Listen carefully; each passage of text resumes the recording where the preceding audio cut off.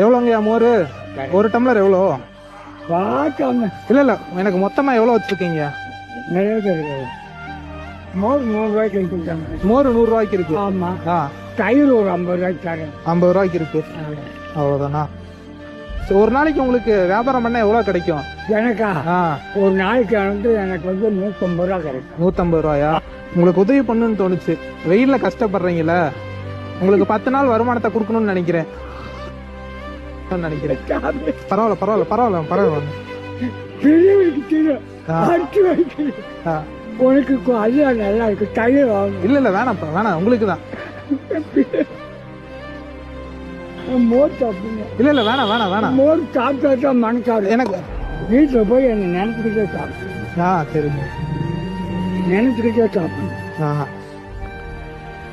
போதுங்க, அப்படியே கட்டி கொடுத்து. அதெல்லாம் சொல்லக்கூடாது. போதுங்க.